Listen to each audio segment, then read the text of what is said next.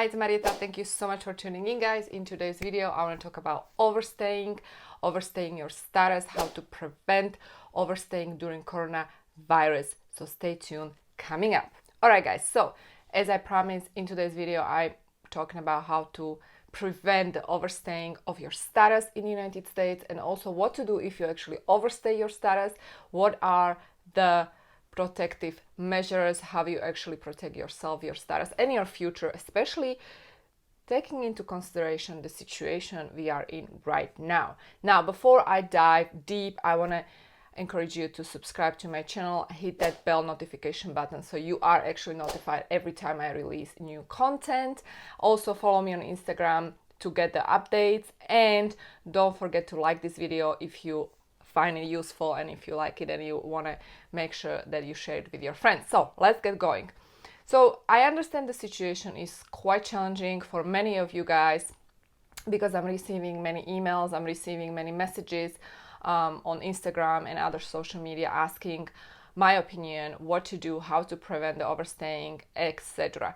So first things first, guys, if you are currently in the United States and you are under, for example, B visa or any other visa, maybe a work visa, maybe E2 visa, because I do focus on investors, you don't want to overstay. That being said, you want to take care of your status on time, and you want to make sure that you file for extension on time. Now, under the normal circumstances, you should file for extension at least 45 days before your expiration. So let's say your current status will expire in 45 days. You want to file at least 45 days. That's under normal circumstances. However, these are not the normal circumstances. Therefore, even if you file 5 days before the expiration, you're still okay, because these are extraordinary circumstances. Right now, when I say file for extension, that means that you are extending the status within the United States, and it's extension of your current status. So if you are in the United States right now under B visa, and you file for extension, because you can file for extension for another 6 months, you are extending your current status. That doesn't mean that you are getting a stamp in your passport that will allow you to travel. Obviously now there are travel restrictions all over the place, so you don't worry about that. What you worry about is your current status, because many times people actually mistake, they don't understand the difference between status, legal status, and the visa stamp. Just because you file for extension doesn't mean that you are receiving a visa. Doesn't mean you are receiving visa stamp in your passport, right? And so you file for extension and you are extending your current legal status. If you're under B visa, you can extend for another 6 months. And the way you do it is you file a form. I actually have the entire program that explains step by step how you do that, and I'm gonna link that program below this video. You can apply the code coronavirus support and get 50% discount. So literally, this is the support you need in order to do that if you seek guidance, right? Some people might have financial difficulties these days. That's why I am offering this as an alternative solution for people who need support. It's super affordable. I think $150 right now. So you can afford it, everybody can afford it, and you can file on time.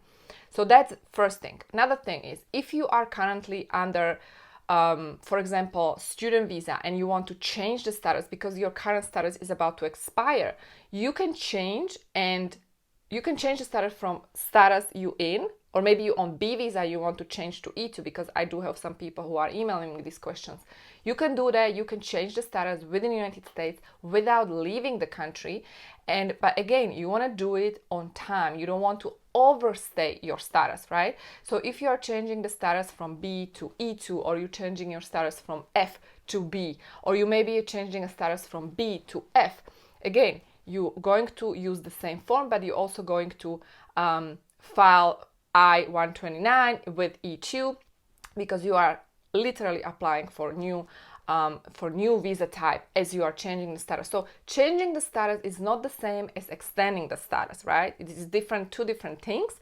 However, you should do it on time within the period you are within the United States legally. So you don't want to overstay. You don't want to stay out of the status and then apply for either extension or change of status, right? You don't want to do that. So you want to do it on time. Now, what if you overstayed already? What if you are in the United States under, for example, ESTA, right?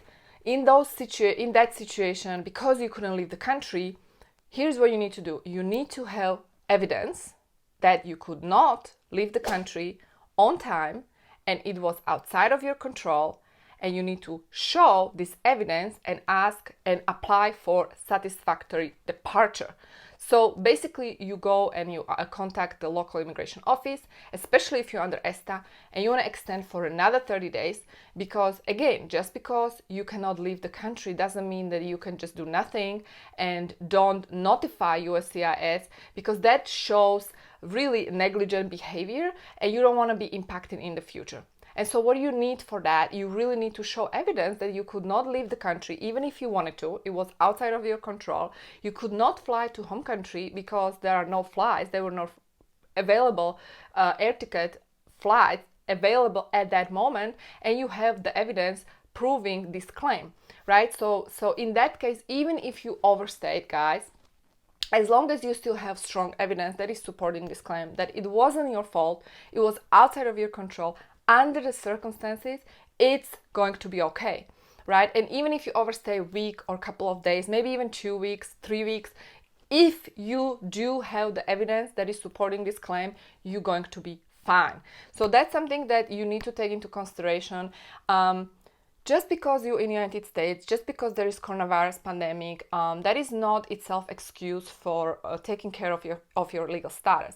Therefore, it's very important you do that, you take care of your legal status, you take care of your extension or change of status if you need to, because you don't want to be impacted in the future in any negative way. So that's that. Now, in my next video, I will talk about people who are stuck overseas, people who are stuck in their home countries. There are some investors who are emailing me, they cannot come back, what to do in that case, what to do if your visa, investor visa, needs extension, if your visa stamp expire in your passport, and what to do in that case, and when finally the US embassies will reopen, because this is frequently asked question I'm getting, when the US embassy will be reopen. So you want to stay tuned for the next video where I will talk about how and when they will reopen, and also what to do if you are stuck outside of United States, if you are investor, for example, who wants to come back but you can't. So stay tuned for that video, and if you do like my video, please like it, share it with people who need this information, subscribe so you receive weekly updates, my weekly content that is really adding value. My intention is to provide support, be here for you, and if you want to dive deeper, you definitely want to check out the program that I mentioned, how you extend your stay, how you change your status. And if you are an investor who is thinking to investing right now during crisis, pandemic, I do have a free webinar for you that is going to explain why you should start business right now, why this is the go time for you, and the link is going to be also below this video. Thank you so much, stay safe, and I'll talk to you soon.